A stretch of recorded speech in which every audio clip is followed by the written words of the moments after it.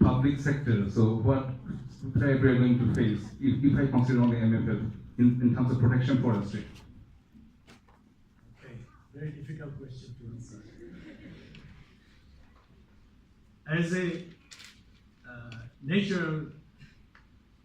student of natural science, I can say only that if you intervene any natural habitat for any purpose, and I would not say harmful, but it's an intervention.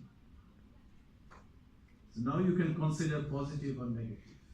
We can only say that if there is a ecological monitoring, scientifically we can say that whether it's the trend is going in a positive direction or negative direction. Yet to see that. Yes.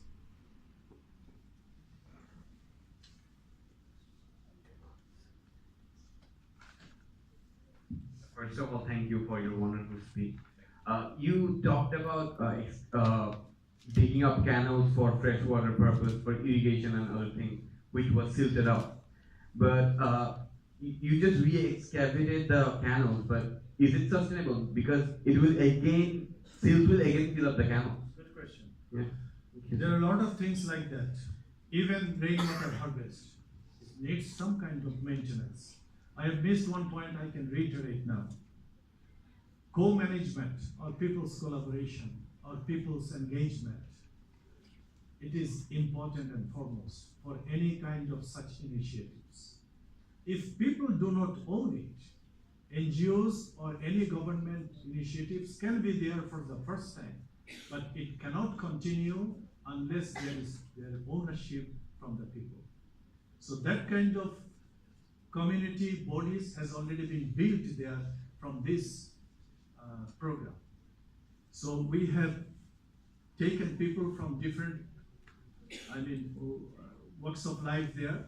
Then we have formed a kind of body and said that any kind of such initiatives needs maintenance. So we can help little bit, but you have to do a lot. So that kind, you also know that this co-management initiatives has been started, I have to go a little back. There are social forestry movement started in 1980s, but that was first done with a single person involvement. With the bigger picture or in a holistic view, now the co-management, which is not a attachment to a single or individual person, it's a community. So that kind of things now we are trying to establish, and Forest Department has already established from 2004 co-management. We are also trying to link up with these kind of initiatives within the landscape boundary. All kinds of activities within that landscape boundary will be linked with those co-management activities. Thank you.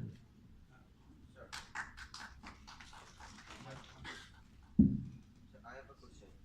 Sir, as you said few minutes before that India and Bangladesh both are the member of this project. So what are the steps that IUCN is taken to prevent the rampant project and it's harmful for our biodiversity? IUCN has no step to do that. I say that, I think you got my answer from the question posed by him. And IUCN did one thing, yes. I think you have already seen in the newspaper, IUCN is a technical member of the UNESCO team. And the team visited here. There are 2 members from IUCN technical, we call it commission members. IUCN has 6 commission. You can all can be a member of that commissions. So there are technical commissions and groups for each species even. So IUCN put their comments and opinion in that forum, and also IUCN volunteered if government wants for any kind of assistance regarding biodiversity monitoring or to do an environmental impact assessment, IUCN is volunteered to do that. I have a follow-up. Yes.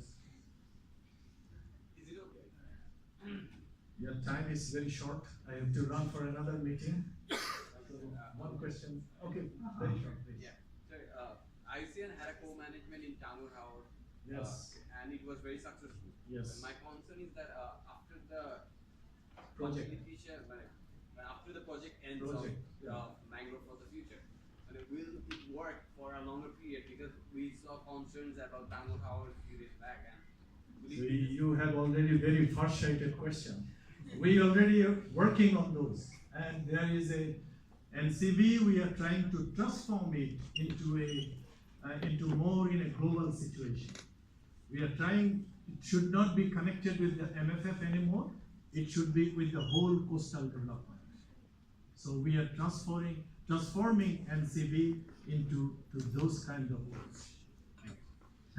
My question is that what do you think the most barrier in getting more mangrove forests, and how our EMS students can participate in increasing the mangrove forests?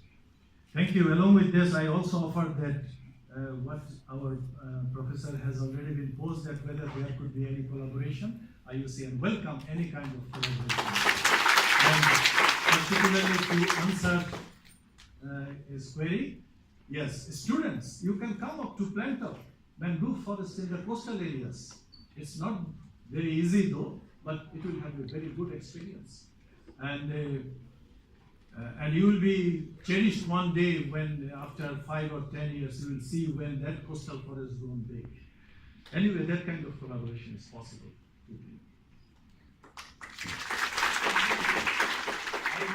I will leave those products. I don't have many copies, but there is a summary of those initiatives of SGF and a book for the children on mangrove forests.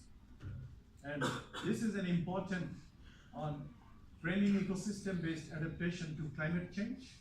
You can see these all are in the website as well, and some of other products you can see in Bangladesh. Thank you.